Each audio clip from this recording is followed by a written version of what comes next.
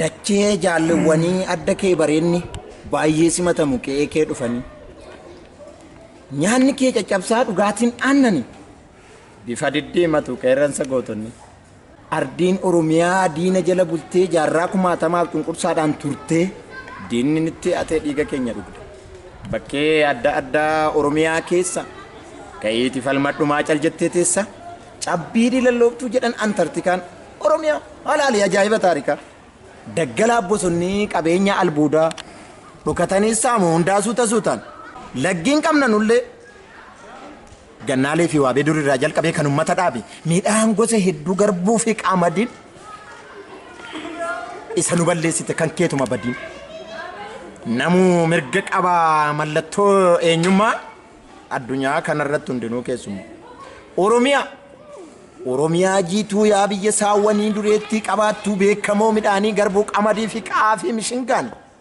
garbuu qamadii fi xaafii mishingaan gaara hedduu qabda haraaf laggiiwwan kan ilmaan kan keetii sibiilola'ee dhiigni paappayaa fi muuzii oomisha kuduraa oomisha muduraa wallaalaan jedhamnu akka yeroo dura qarshiidhaan bitamnee biyyarraa fe'amnee osoo maqaa qabnu maxxantuu waamamne qabeenya uumamaa waamee qasaamamne dhirti kolaafamne dubartiin hin hafne akkamitti ganna wanta keessa baane ragaan ilma namaa qaamaan ni guddataa bineensarraa addaan sammuu waa yaadata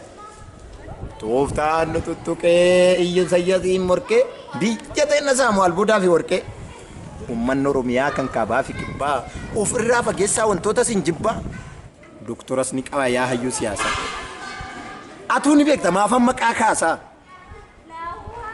jechisaa takkattiin bardiina albaasa hayyoota beektuta kan gootan isinii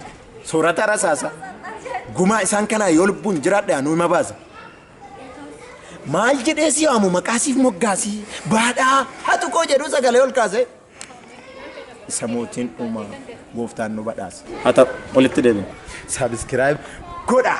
subscribe godha subscribe